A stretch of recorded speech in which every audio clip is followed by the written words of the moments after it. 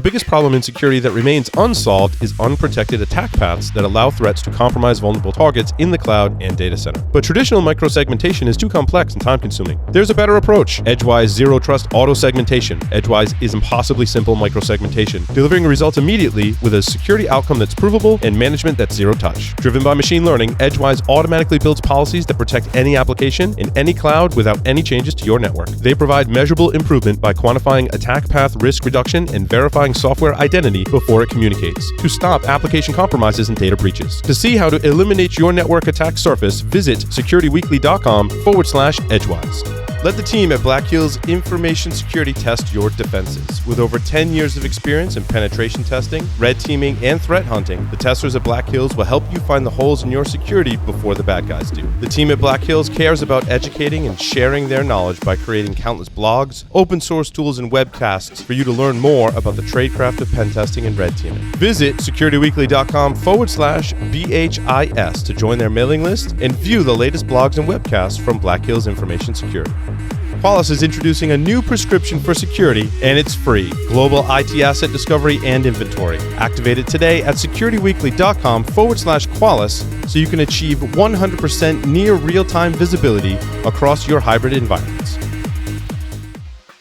Welcome to Security and Compliance Weekly. We thought we'd take a few minutes to sit here as all the co-hosts, sort of roundtable fashion, and try to share with you, our audience, what our vision is for this show. Why are we doing this? What are we thinking we're going to put into it? What are we hoping to get out of it? And ultimately, what are we trying to provide you, the audience, in terms of education and information to try to make this thing work better, this thing that we call security, in the context, of course, of compliance. I'll kick things off real quickly. I've been a co-host on Security Weekly for the past 4 or 5 years.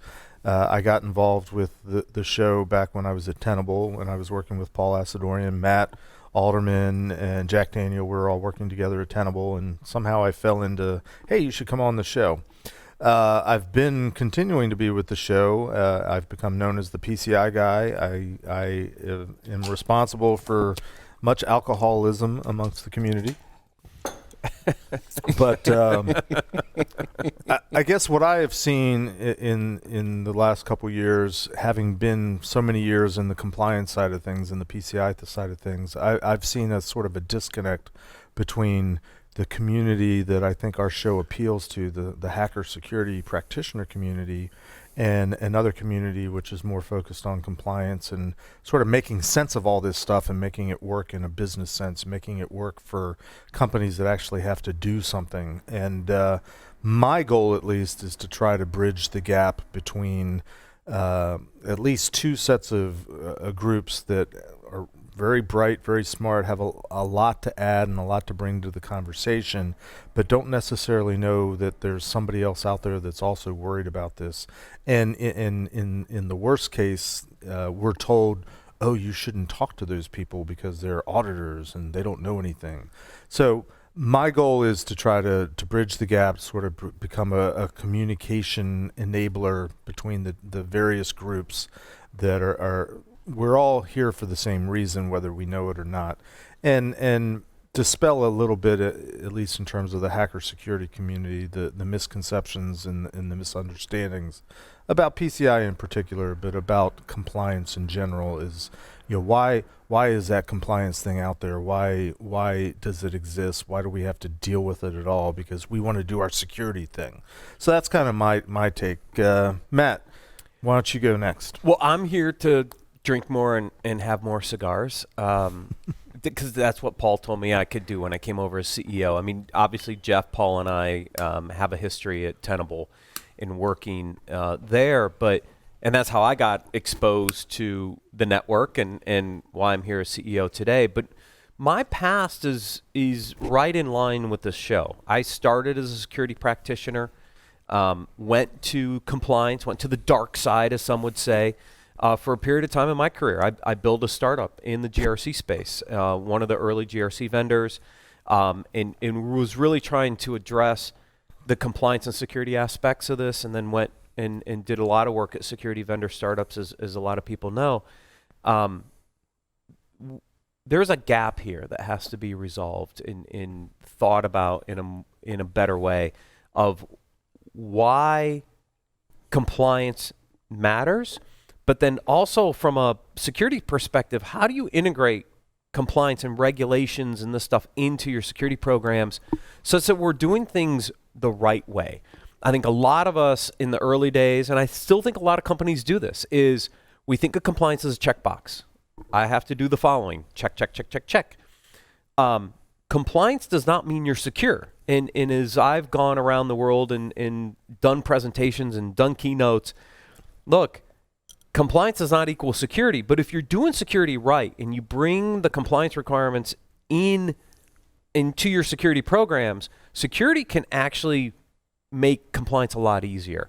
And I think what we have to do on this show is really understand that integration, that intersection of where security and compliance come together, such that security practitioners are building programs that also give them the ability to make it easier to deal with compliance. And I think that's really kind of the thought process and the thesis behind the show is, can we educate the security community on the importance of compliance, and can we make compliance an outcome of better security programs? And if we can do that, I think we succeed.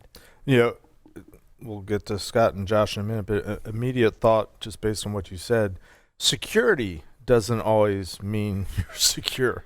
True, that is true. And if you take your security program directly from a regulatory requirement and you treat it like that kind of checkbox from a compliance perspective, you're not going to be secure either. Yep. Right? And I think security is a lot broader than most regulations. But I do believe that if you approach your security program with all those pieces in mind and you really start to understand risk in the business and in that integration of how this all comes together, good security programs not only make you secure. I like that.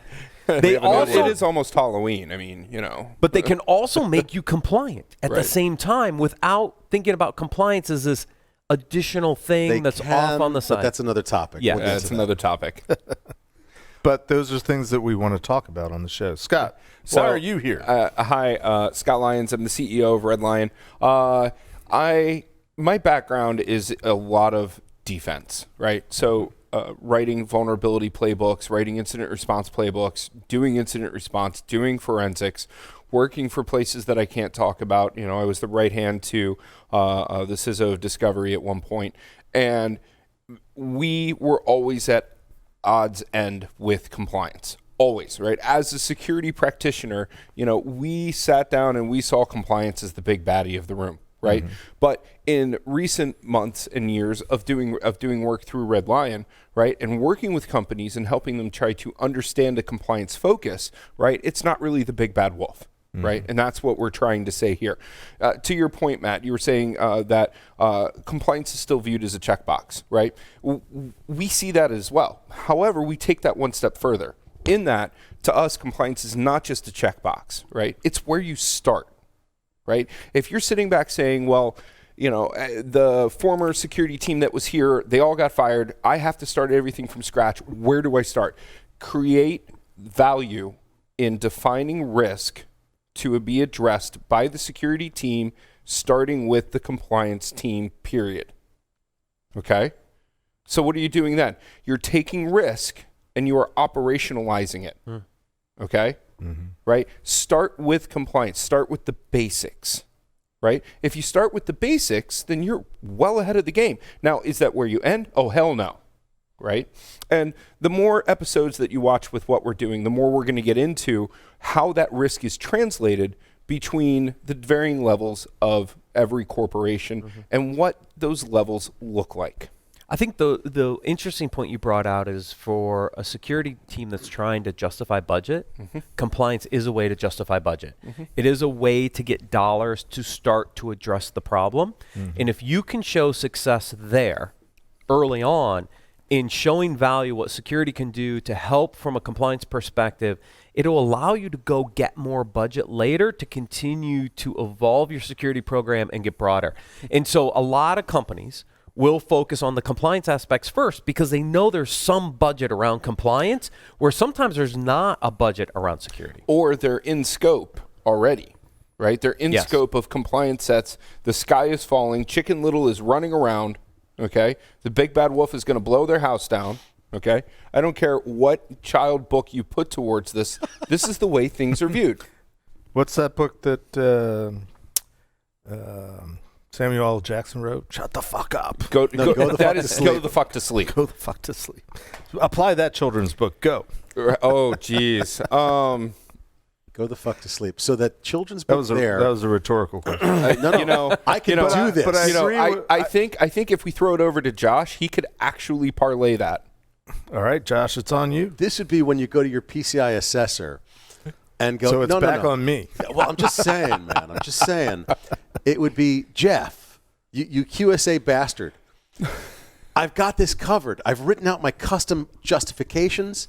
I've No, you haven't. explained. I've never met a customer that had something written down. Come on now. Well, that's because you ask us to handle it for them. Okay. We take care of their compensated controls because those are still valid, right? For the In time version being. 3. For the time being. And we have everything taken care of. And we go to the QSA assessor. Go the fuck to sleep. We got this. Well, as Gotcha. a former QSA, I had many occasions where I would walk into what I would describe as a hostile environment. Oh, that's a big one. Because I was dealing with the IT, the security people. They're like, I don't want to have to talk to you. You're just a blankety blank auditor. And one of my techniques that was very successful was I would say, look, I know you don't like me being here, but you're kind of stuck with me because your company has to do this PCI thing. I can work with you. You don't know it yet, but I'm your best friend because your management doesn't understand security. They don't understand what you're trying to explain to them. They don't understand what you need. They don't understand the budgets that you're screaming for. But guess what? I have this magic cape on. If I throw PCI on it, they're not going to understand it because they know they have to do PCI, they're going to spend the money. Right. So I'm now your best friend. What do you need? Tell me, and we'll make it fit in a PCI construct, and I'll guarantee you'll get it, and we can work together from here on out. And that's actually the crux of what I was going to say. Yep. It's communication. Yep. Security and compliance don't often communicate properly, but when they do, it is an incredibly powerful force. It's amazing how often we've run across security and compliance teams reinventing the wheel over and over and over again. And I'll literally say to a security team, the compliance group already built that. They're like, they did, but we don't work with them. Well, let's set up a meeting. And I've set up meetings without them knowing and had them come to the same table and get, hey, did you guys build this? Yeah. Oh, can we use it? Yeah, here's the data feed. What's the big deal? It's amazing how often that budget driving ability of compliance can be utilized by security in ways that they don't even know about. The bridging the gap that you mentioned when you started us off, that was beautiful because that's really a core function of a compliance consulting firm, a compliance assessment firm, the sort of the third parties of compliance. We get them to talk to each other. I've run workshops on this. I've run exercises on this. We've done tabletops on this. Disaster recovery depends on people talking to each other. Why don't you do it before the disaster? It's an amazing concept of actually getting stuff done. Yeah. Well, how many times have we seen a missed opportunity inside of a business in that the business people that have been hired to do, let's say, directors, managers, and C-suite don't understand how to talk tech. And the reverse, we have technologists who are absolutely wonderful at what they do, right? They can write you the best Python bash script that you've ever seen. I've got one for you. I Right. ran an exercise once where I split people up into executives, compliance, and security.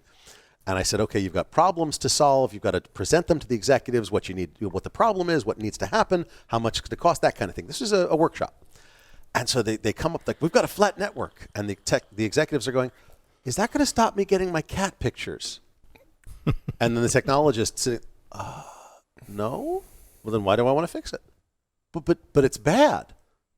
You said I'm going to keep getting my cat pictures. Is it going to affect business? No? Then why do I want to fix it? You haven't phrased this in a way that matters to me. It doesn't matter. And I think this is one of the biggest challenges with security in general is we're kind of put over on the side. And I believe security needs to be more engaged with the business throughout communications. And that means taking very technical issues like ransomware and malware and all the other attacks that we see, and be able to articulate to a business person, say, this is why you care.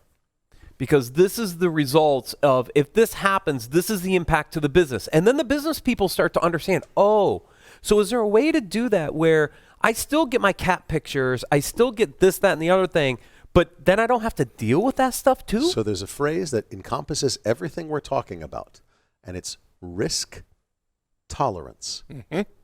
And risk planning, and all the different variants of that. Risk planning, risk tolerance, risk averseness, all That's of that. more than one phrase. All right, shut up. It's risk tolerance. But it is. But it's you're risk right. tolerance. It's understanding and how do you communicate risk and then decide what you want to do with that risk. Because you can mitigate that risk, you can transfer that risk. There's a lot of different outcomes. And sometimes security people think we always have to mitigate, but the business may not.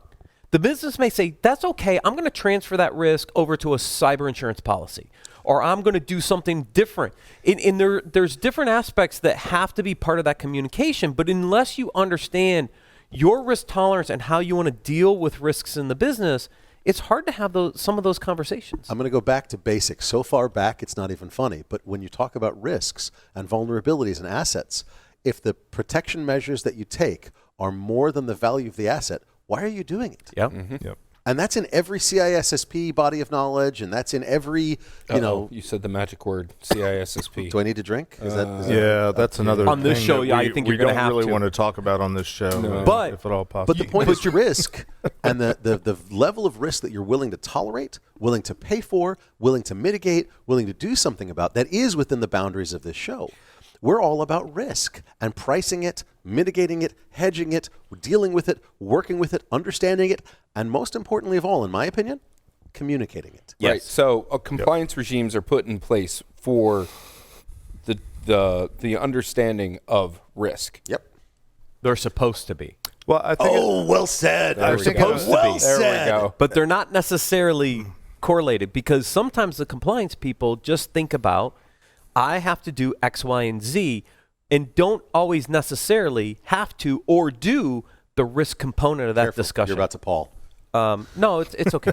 But I think you bring up a very good point, and it's going back to some of the basics. And I think one of the things we have to do in this show is talk through those basics. Why asset inventory, classification of data, understanding different risk drivers are important to crafting a good security program that also addresses compliance, and that is easier said than done. So for you're a lot of saying organizations. address the mechanics. Yeah. We have to almost go back to some of the foundational components. Asset inventory is not sexy. It's Right. not. No, but it's incredibly important. It's incredibly important. Data classification. Can you get an O-day? Can you pop an O-day out of it? Right. If you're a red teamer, 'Cause if you can't, listening why to are we the talking show, about it? you're going to need be to like, throw wait, something can I at can I pop that 0 day?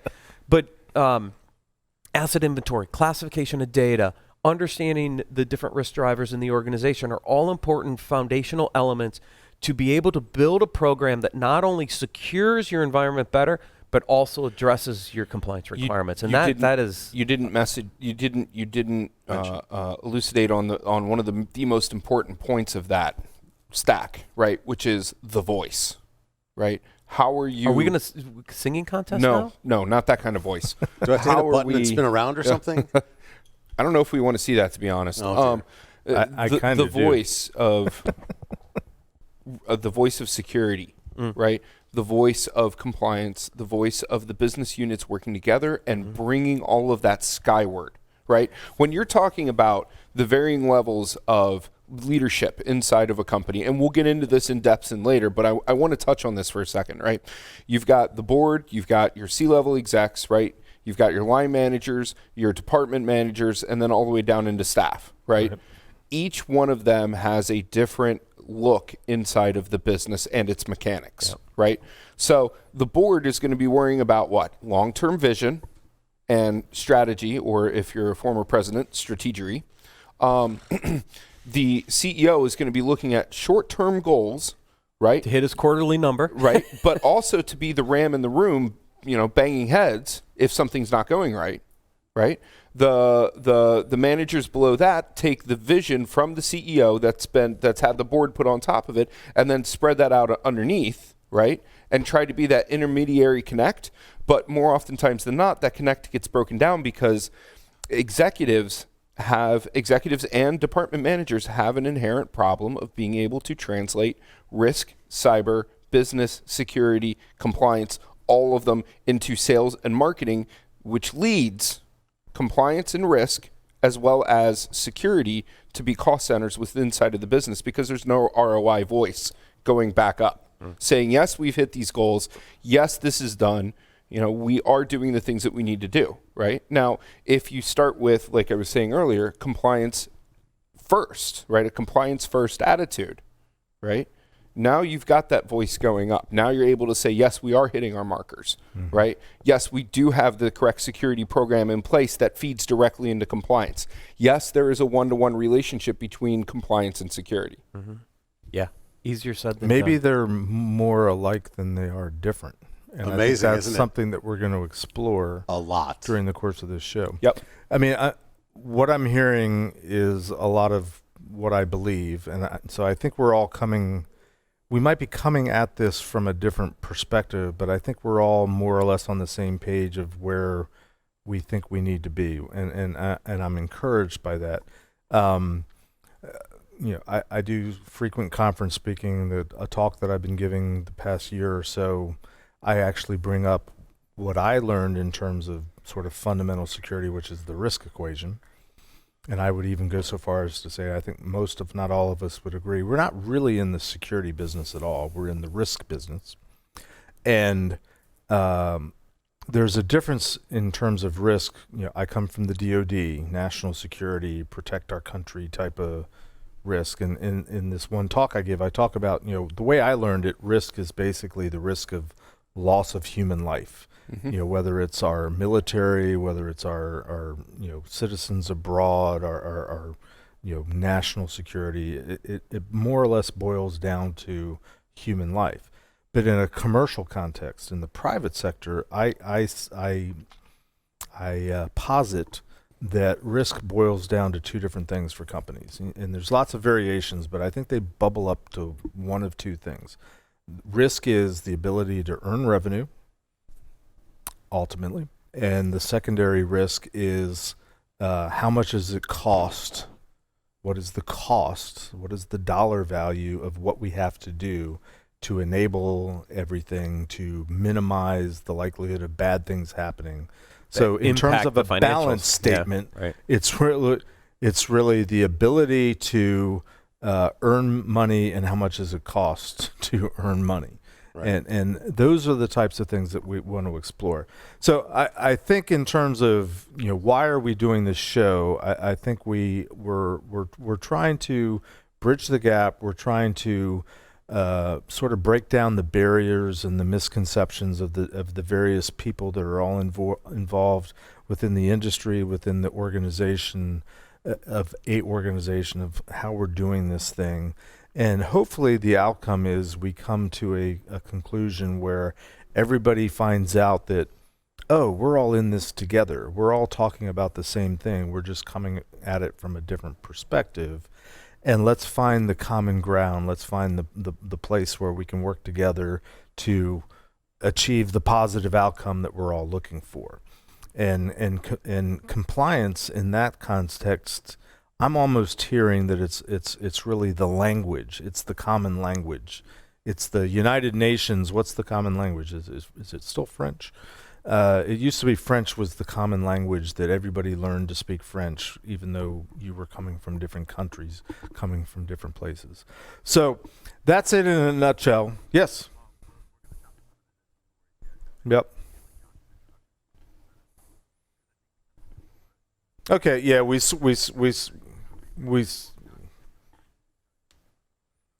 Okay. I was trying to throw it to you. All right. So pause for a second. So Josh, why are you here? What are you bringing to the table? Goodness, good Lord! I bring a lot of years of experience trying to communicate with people, and as the COO, Chief Operating Officer of Red Lion, the professional experience has been that getting security and compliance to communicate together, along with the executives, board, and the regulators, has been a fascinating exercise in futility and a fascinating exercise in struggling and sometimes succeeding amazingly well and sometimes not so much. But that's what's the challenge, and that's why it's fun. And so I bring the ability and the knowledge and the willingness to communicate with anybody about these topics. Yeah, just to sum up, I think the one sort of common thread that we have as co-hosts is we're not coming at this problem of security so much from the perspective of let's throw more technology, let's throw more products, let's throw more solutions at the problem. We're all coming at it from more of a consultative, advisory consulting capacity. Let's try to teach and educate and explain what it all means. And I think ultimately that's our goal, is we have this storehouse of knowledge based on our collective experiences that while technology is an important component, it's not the be-all, end-all, and there's something that undergirds all of it. There's a human element, there's a process element, there's a human element that transcends or is fundamental to tackling this problem of security. And compliance is, like I said, perhaps the language that is the common language that we need to learn, all of us that do this thing called security. So that's our vision, and we're certainly open to suggestions. We definitely want to hear from the listening audience.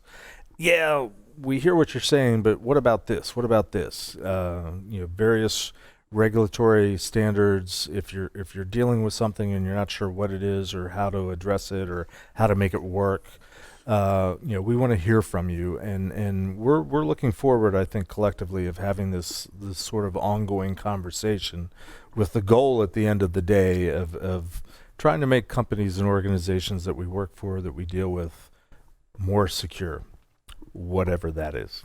So that's our intro. That's our goal for Security and Compliance Weekly. We hope that you tune in regularly, and we hope we have something for you that helps you in your efforts.